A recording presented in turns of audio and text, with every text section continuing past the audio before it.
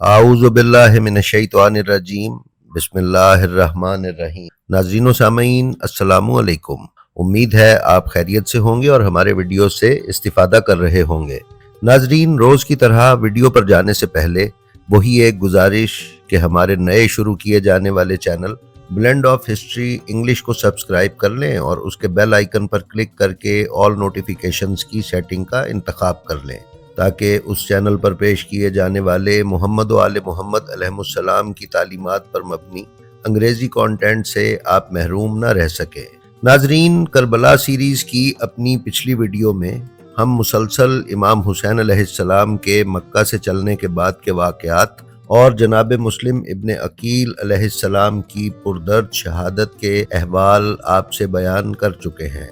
آج ہم آپ کے سامنے وہ منظرنامہ پیش کرنے جا رہے ہیں جو آپ کو آگاہ کرے گا کہ جناب مسلم ابن عقیل علیہ السلام کی شہادت کے فوراً بعد کوفہ کے سیاسی اور سماجی حالات کیا تھے، شیعان حیدر کرار پر اس وقت کیا بیت رہی تھی اور یزید کی مشینری کس طرح امام حسین علیہ السلام اور ان کے حبداروں کے خلاف مصروف عمل تھی۔ ناظرین، کوفہ اپنی تمام تر بدنامیوں کے باوجود ایک شہر نہیں، ایک جذبہ ہے، ایک نعرہ ہے اور حریت کا ایک استعارہ ہے۔ کوفہ کے حالات کو اگر گہرائی سے دیکھا جائے تو یہ عیاں ہوگا کہ جب بھی کوفہ کے شیعوں کو موقع مل سکا انہوں نے اپنی مال، جان اور اولاد کا نذرانہ آل محمد علیہ السلام کی خدمت میں پیش کرنے میں کوئی کسر نہیں چھوڑی۔ کربلا کی تحریک کے بعد پورے عالم اسلام میں یہ کوفہ ہی تھا جس نے ظالم و جابر اموی اور عباسی حکومتوں کے خلاف کئی تحریکیں شروع کیں اور علم بغاوت بلند کیا۔ ناظرین، کوفہ ایک فوجی گیریزن یعنی ایک فوجی شہر تھا۔ جس طرح کہ آج کل ہر بڑے شہر میں فوجی مقاصد کے لیے ایک آبادی کینٹ کے نام سے موجود ہے، اسی طرح کوفہ بھی ایک کینٹ تھا یعنی کنٹونمنٹ تھا۔ یہاں پر ہر طرح اور ہر مزاج کے لوگ موجود تھے، مختلف قومیتیں، رنگ، نسل، زبانیں سب یکجا تھیں، اسی لیے کوفہ کے مزاج میں کبھی ٹھہراؤ نہیں دیکھا گیا۔ ناظرین، یہ شہر یوں تو ہزاروں سال پرانا ہے لیکن اس کی جنگی بنیادوں پر تعمیر نو خلیفہ دوئم کے دور میں کی گئی۔ اس کی پلاننگ اس طرح کی گئی کہ اسے 4 حصوں میں تقسیم کیا گیا اور ان 4 حصوں کے بھی مختلف محلے یا سیکٹرز بنائے گئے اور ہر محلے میں مختلف قبائل اور اقوام کے لوگ بسائے گئے۔ جنگی اغراض و مقاصد پورے کرنے والے اس شہر میں ایک بڑی تعداد ان لوگوں کی تھی جن کا پیشہ سپاہ گری تھا۔ یہ لوگ زیادہ تر پیشہ ور فوجی تھے جو اپنی وفاداریاں پیسے یا لالچ کے زیر اثر کسی سے بھی منسوب کر لیا کرتے تھے۔ یہی وجہ ہے کہ شیعان حیدر کرار کے علاوہ دیگر آبادی سے کسی امتحان یا آزمائش میں کوئی یقینی توقع وابستہ نہیں کی جا سکتی تھی۔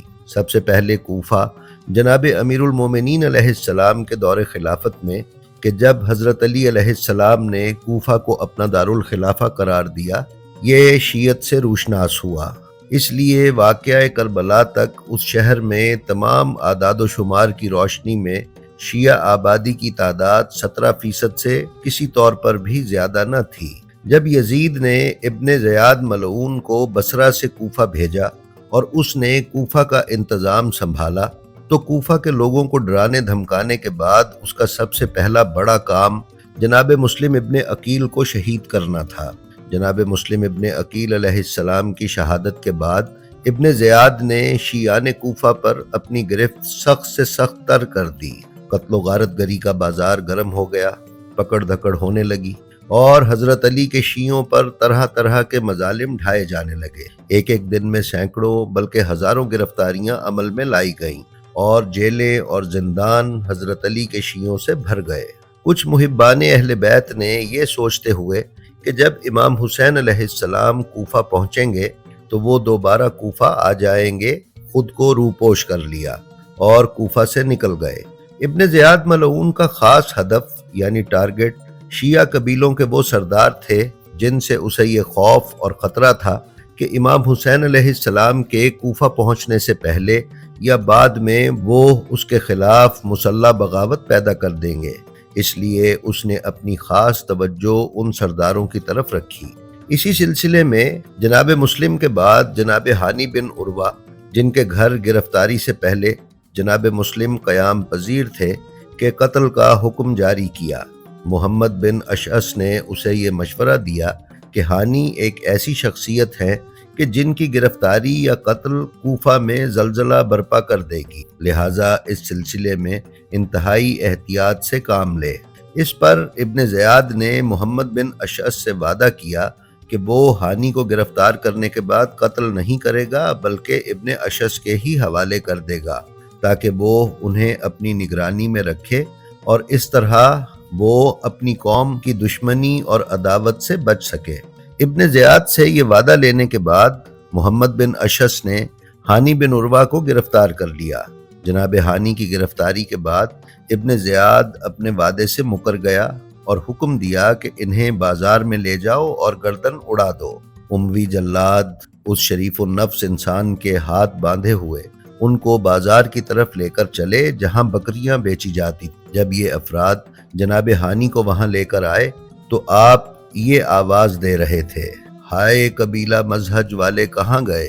کوئی مزہج والا میری مدد کو کیوں نہیں آتا؟ واہ مزہجا، ارے اے میرے مزہجی افراد، تم کہاں ہو؟ جب انہوں نے یہ دیکھا کہ میری مدد کو کوئی نہیں آتا تو اپنی ساری طاقت و قدرت کو جمع کر کے ایک بار ہاتھوں کو جھٹکا دیا اور دیکھتے ہی دیکھتے ساری رسیاں توڑ دیں۔ پھر فرمایا، کیا کوئی عصا، خنجر، پتھر یا ہڈی نہیں ہے جس سے میں اپنا دفاع کر سکوں؟ لیکن ان جلادوں نے چاروں طرف سے ان کو گھیر لیا اور دوبارہ رسیوں سے کس کر جکڑ دیا۔ پھر کسی ایک نے کہا کہ اپنی گردن اٹھاؤ تاکہ تمہارا کام تمام کر دیا جائے۔ جناب ہانی نے جواب دیا، میں کبھی ایسا سخی نہیں رہا کہ اپنے حق حیات اور زندگی کو پامال کرنے کے لیے کسی کی مدد کروں۔ اتنی ہی دیر میں عبید اللہ کا ترکی غلام رشید آگے بڑھا اور تلوار سے جناب ہانی پر ایک ضرب لگائی، لیکن اس کی تلوار جناب ہانی کا کچھ نہ بگاڑ پائی تو ہانی نے کہا، خدا ہی کی طرف باز گشت ہے، خدایا تیری رحمت اور رضا کی آرزو ہے۔ رشید ملعون پھر آگے بڑھا اور دوسری مرتبہ آپ پر وار کر دیا۔ اس ضربت سے آپ نے جام شہادت نوش فرمایا۔ اس کے بعد یہ جلاد آپ کا سر لے کر ابن زیاد کے پاس چلے گئے۔ ناظرین، جناب ہانی بن عروہ کی شہادت کے بعد ابن زیاد نے عبد العلی کلبی کو بلایا، جسے قبیلہ بنی فتیان کے محلے سے کثیر بن شہاب نے پکڑا تھا اور ابن زیاد کے پاس لے کر آیا تھا۔ ابن زیاد نے اس سے کہا، اپنی داستان سناؤ۔ اس نے کہا، اللہ آپ کو سلامت رکھے، میں اس لیے نکلا تھا تاکہ دیکھوں کہ لوگ کیا کر رہے ہیں۔ اسی اثناء میں مجھے کثیر بن شہاب نے پکڑ لیا۔ ابن زیاد نے کہا، تجھے سخت اور سنگین قسم کھانی پڑے گی کہ تو فقط اسی کام کے لیے نکلا تھا جس کا تجھے گمان ہے۔ یہ سنا تو اس نے قسم کھانے سے انکار کر دیا۔ ابن زیاد نے کہا، اسے میدان میں لے جاؤ اور اس کی گردن اڑا دو۔ جلادوں نے حکم کی تعمیل کی اور اس کا سر فوراً قلم کر دیا۔ ناظرین، اس بندہ خدا کی شہادت کے بعد چوتھی شہادت عمارہ بن سخلب ازدی کی ہے، جو جناب مسلم بن عقیل کی مدد کے لیے نکلے تھے اور انہیں گرفتار کر کے ابن زیاد کے پاس پہنچایا گیا تھا۔ ابن زیاد نے ان سے پوچھا، تم کس قبیلے سے ہو؟ انہوں نے جواب دیا، ازد سے۔ تو ابن زیاد نے کہا، اسے اس کے قبیلے والوں کے پاس لے جاؤ اور اس کی گردن اڑا دو۔ ناظرین، جب کوفہ کے شیعہ سرداروں کو گرفتار کیا گیا تو جناب مختار بن ابو عبیدہ ثقفی بھی گرفتار ہو کر زندان میں قید ہو گئے۔ جناب مسلم کی شہادت کے بعد جب دوسرے دن کا سورج نکلا اور عبید اللہ ابن زیاد کے دربار کا دروازہ کھلا اور لوگوں کو دربار میں آنے کی اجازت ملی تو لوگ آہستہ آہستہ دربار میں آنے لگے۔ دربار میں ابن زیاد کے حکم سے جناب مختار کو بھی قید خانے سے نکال کر لایا گیا۔ عبید اللہ نے انہیں پکارا اور کہا، سنا ہے تم لوگوں کو مسلم بن عقیل کی مدد کے لیے اکٹھا کر رہے تھے اور انہیں اکسا رہے تھے۔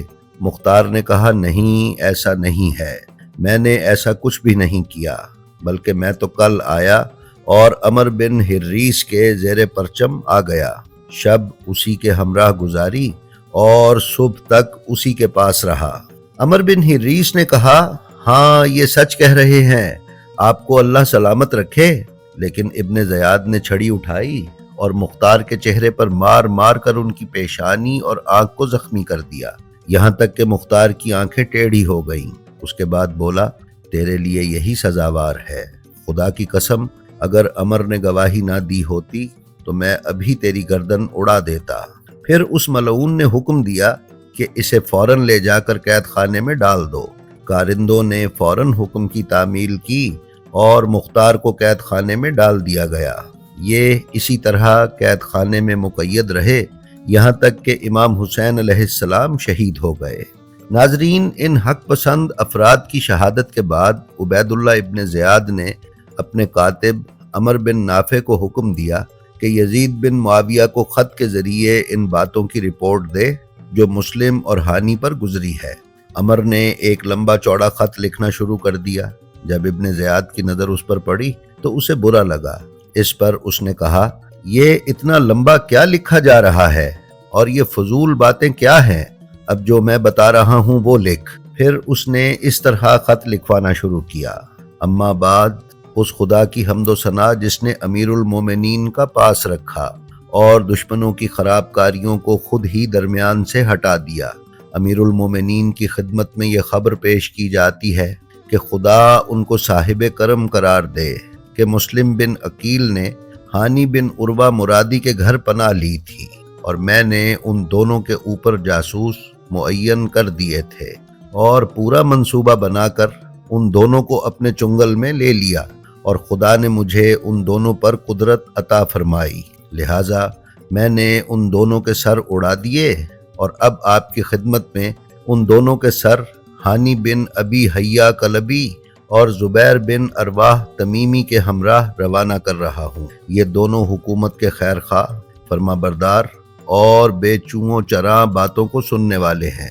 امیر المومنین عراق کے حالات کے سلسلے میں ان دونوں سے جو پوچھنا چاہتے ہیں پوچھ لیں، کیونکہ یہ حالات سے آگاہ، سچے، بافہم اور صاحب ورع ہیں۔ والسلام۔ ناظرین، پھر اس خط کے ساتھ ابن زیاد نے جناب مسلم ابن عقیل اور حضرت ہانی بن عروہ کے سروں کو یزید بن معاویہ کی طرف روانہ کر دیا۔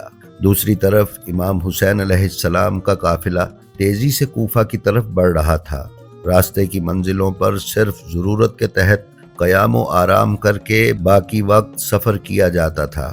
انشاءاللہ تعالی ہم اس سفر کی ایسی تفصیلات آپ کی خدمت میں پیش کرتے رہیں گے جو نادر اور نایاب ہوں۔ ناظرین، اس مضمون کی تیاری میں جن کتب سے مدد حاصل کی گئی وہ یہ ہیں: صحیفہ کربلا علی نظری منفرد، بنیان المرصوص علامہ حیدر عباس، بہار الانوار مجلسی، نفس المحموم شیخ عباس قمی، شہادت عظمی بو علی زیدی، ذبح عظیم اولاد حیدر فوق بالگرامی، انسائکلوپیڈیا امام حسین محمدی رے شہری، قمقام زخار فرہاد مرزا قاچار، مقتل ابی مخنف، تاریخ طبری۔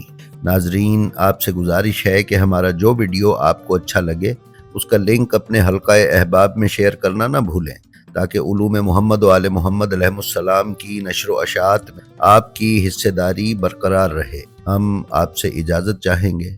السلام علیکم۔